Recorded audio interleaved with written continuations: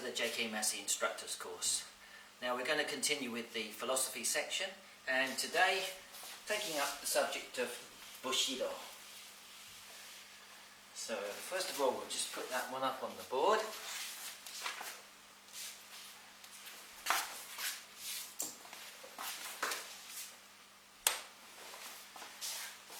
So this is Bushido.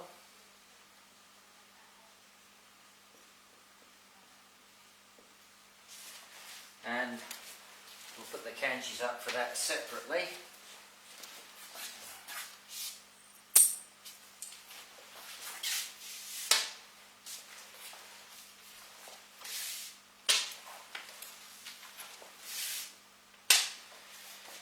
So this one is Bu, and primarily means warrior. The second one here, Shi, which actually means samurai.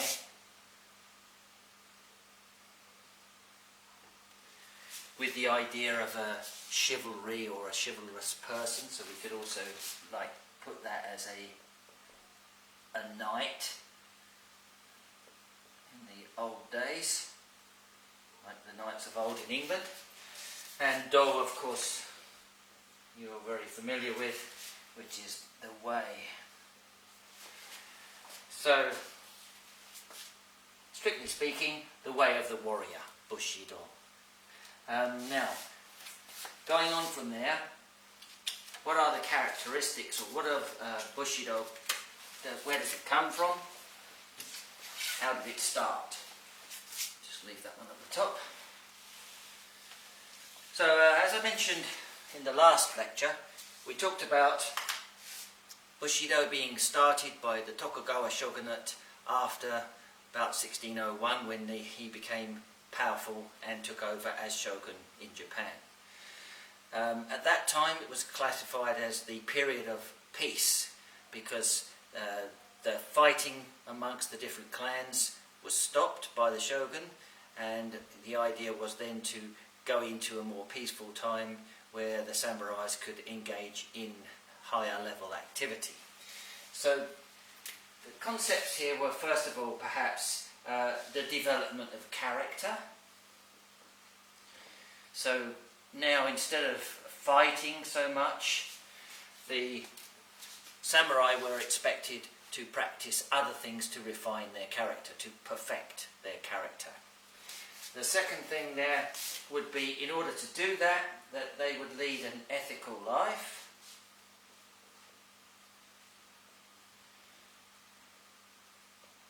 And we'll get a little bit more into that, about how that works a little bit later in this particular lecture. And the third part would be to uphold still their own honour,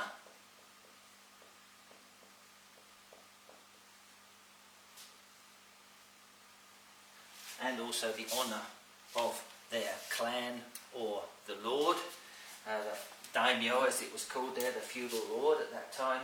So the last part would be to defend the clan that they belong to, the clan, or the daimyo,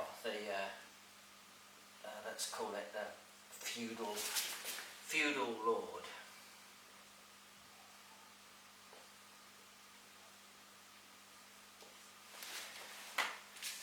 So instead of, it's still we're using the samurai swordsmanship and all the qualities that went with learning the sword, but also refining those actions so that they weren't just about killing or using the sword to kill people or fight, but also to take on a broader view of the whole of the life, develop the character, look at how to become more ethical in their life, uphold their own honour and the honour of their family or their lord, and defend the clan and the daimyo, or the feudal lord of that time.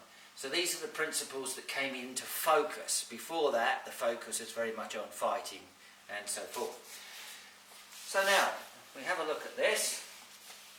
How did this happen?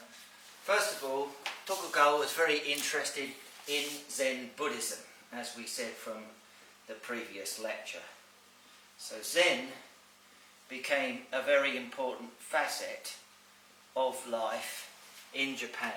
So let's just say, again, using our timeline from yesterday, 1601 was the Tokugawa era, and subsequently for another, maybe for another 250 years approximately, and Zen Buddhism became a very strong influence because it was a pacifying influence. So the idea was to create peace. So primary goal there, peace. Now, in order to become peaceful, the first concept that perhaps the samurai were to concentrate on was a subject called mushin. Now, just to put up the kanjis briefly for mushin, here is mu, and here is shin. So this mu, kanji here, actually really means nothing, so, or empty. Quite similar in a way to the concept of kara in karate. And shin, well, we've already covered that one before, and shin is the heart, the spirit, kokoro, so let's just put spirit, heart.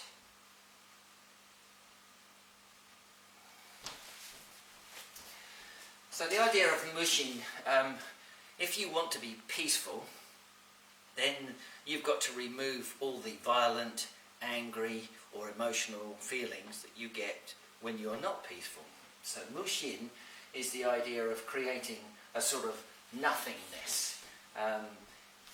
You know, all your obstructive thoughts, all your negative ideas, everything can be zeroed. Let's call it zero.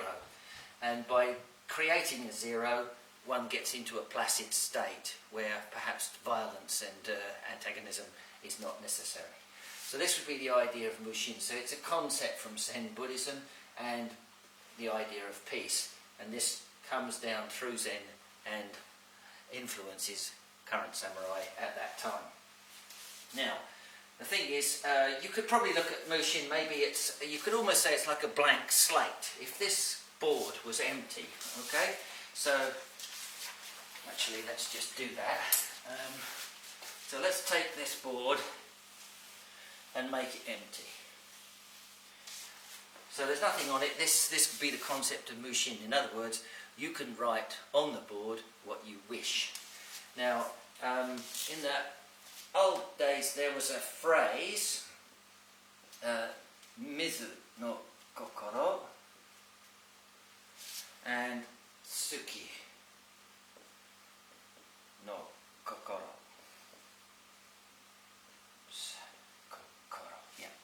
Okay, so mizu is water, and tsuki is the moon, and kokoro you already know is the heart or the spirit, so you could say a mind, let's just say mind for want of a better word.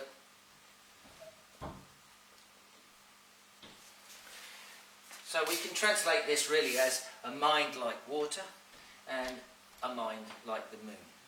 And this kind of gives the idea of mushin, because if there are no ripples on the water, then it must be tranquil and calm. And if the moon was to shine down, it would reflect everything. So this kind of gives the idea of mushin as well. So this is a very old phrase that's used quite often in karate terms. Now, if we were to say that this concept was being worked and it was doing very well, then what would the bushi, the knight of old, the samurai, what would he write on his clean slate? So there are some guidelines for the samurai as to what he should concentrate on. We normally call these the virtues of Bushido. Bushido we have up here. So these are the virtues, and I'm just very briefly going to go through these. Actually, if you look on the internet, you will find this particular printout, which is a printout of the 7 virtues of Bushido, and it gives some kanjis at the top and also some explanations underneath. I like these explanations very well, so what I'm going to do is just to give the definition of the kanji for each one and use this particular example and just read it out, because they say it better than I do, I think. So first of all, let's take a look at the first one. Oops, see if that'll sit there. Right, oh, hang on. And here we have the first one. Now this is seigi.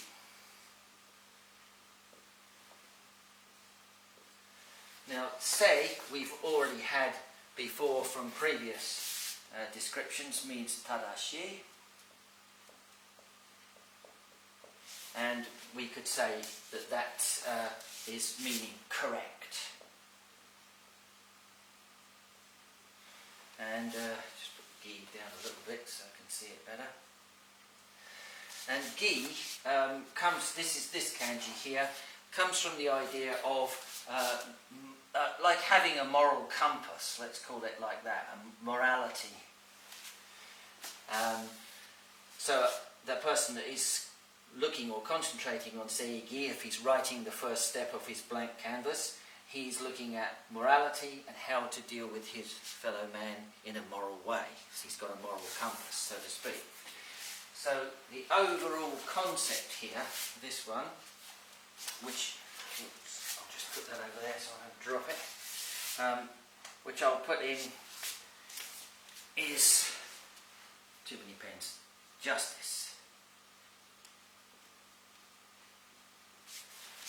So if a person is working well in his daily environment and he's looking after his fellow man and being moral, then his concept of justice would be correct. So he has a correct morality. That's the first one on this here, and I'm just going to read what it says here to confirm that. So it says, gi, be acutely honest throughout your dealings with all people. Believe in justice, not from other people, but from yourself. To the true warrior, all points of view are deeply considered regarding honesty, justice, and integrity. Warriors make a full commitment to their decisions. So I think that very nicely describes that particular concept. Now, going on from that one, take a look at the next one.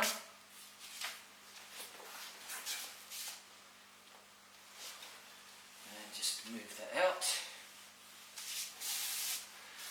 Now this one is reigi. We already know this one from Dojo-kun. So, rei actually means bow, so this is a salutation, a bow, and just put bow up there. And also, as we know from reigi or muzukoto, it means to look courtesy, etiquette, and so forth, to be courteous.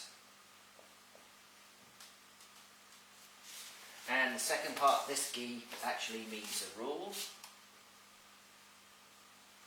So, as we know from Japan, there are many rules and courteous ways to behave, and so this concept of reigi means bowing and giving due respect to your fellow karateka or whoever it may be. So in this case, the primary concept here would be respect.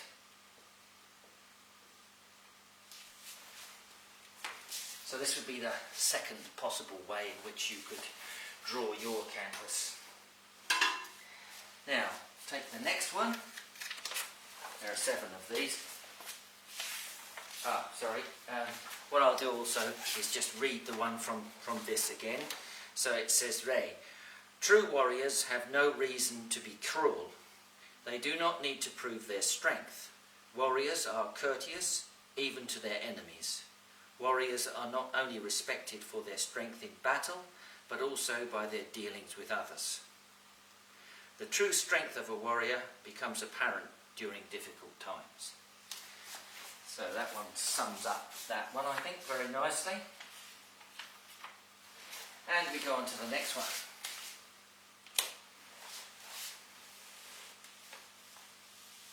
And this one is Yuki. Yuki.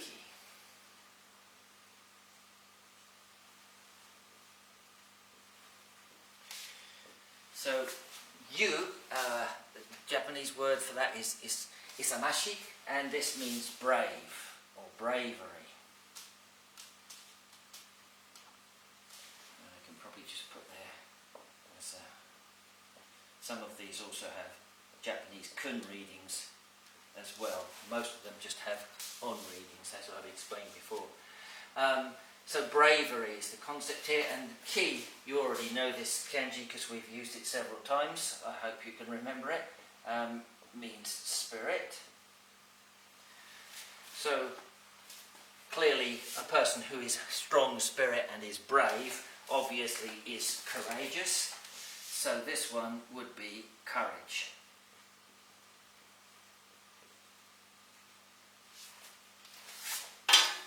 And just to read this out for you, hiding like a turtle in a shell is not living at all.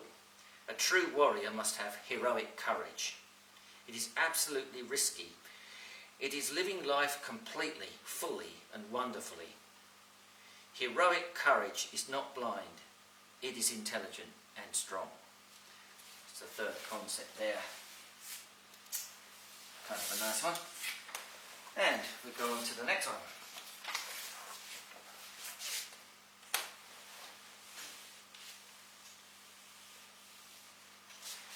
Now this one is Meiyo.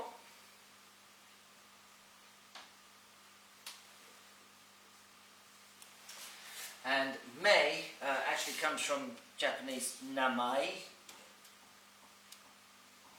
which means name. And yo is from homare,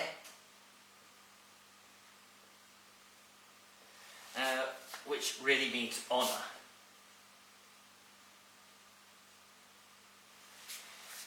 So a person's name, he has to live up to his name, he has to have honour in his name. So the primary focal point there would be honour.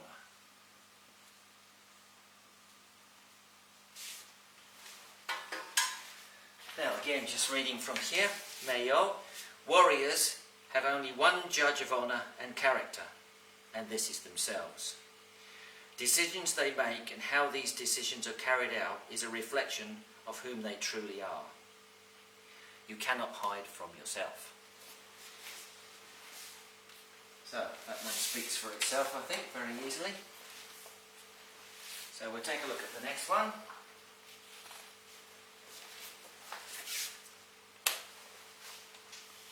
And this one is Jin. Jin, just all on its own there. Jin. And Jin has the meaning of benevolence,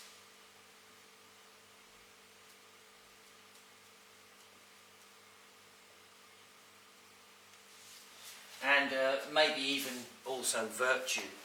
We can use virtue, or maybe even humanity, something like that there for that one. Being humane, humanity could also fit in there. So again, this concept is that if a person is benevolent and they use virtue in their everyday life and they're humane to their fellow man, then they would have compassion. So the primary focal point on that one is compassion. Again, if I read from this one here, it says, through intense training and hard work, the true warrior becomes quick and strong. They are not as most people. They develop a power that must be used for good. They have compassion. They help their fellow man at every opportunity.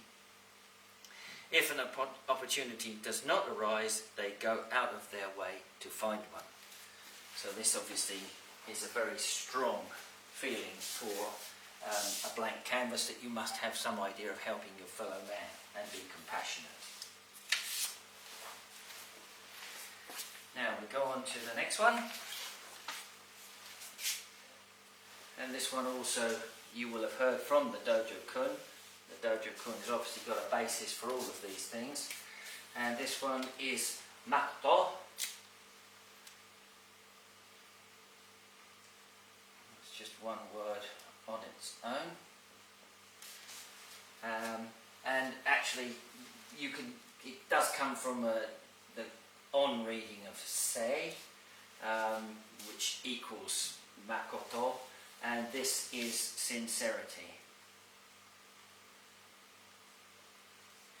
Or maybe even integrity.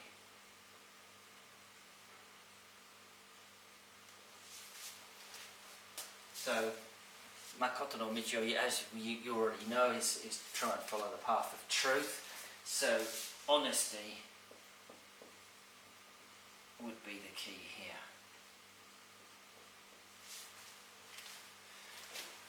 Again, reading from this work. When warriors say that they will perform an action, it is as good as done. Nothing will stop them from completing what they say they will do. They do not have to give their word. They do not have to promise. Speaking and doing are the same action. So if a samurai said he was going to do something, no matter what it would be, he would do it. You've probably all seen the film or heard about the 47 Ronin, so you know what that one means.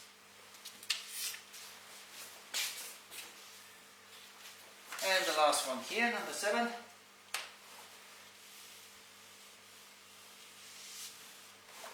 This one is Chugi.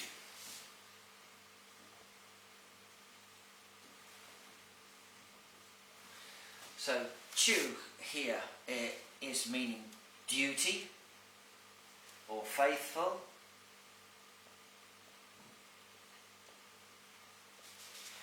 And gi means loyalty in this particular case. So, again, the general idea for this one is that a person who is a samurai will be dutiful and loyal to his lord.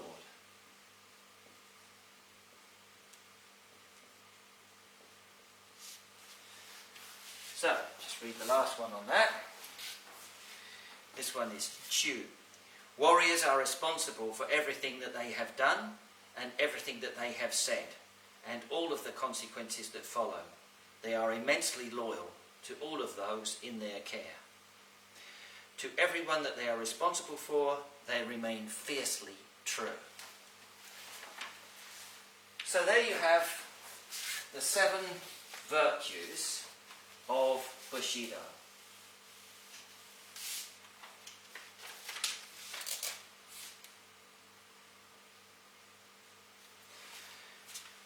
And that's all I have for this particular lecture. I hope that gives you something to think about. Please have a look at it for yourselves. As I said, with all of these philosophical principles, you have to work them out and see how much more study or reflection you would like to do for yourself. I'll just give the information, you follow it up. Okay, so thank you very much. That's it. Us!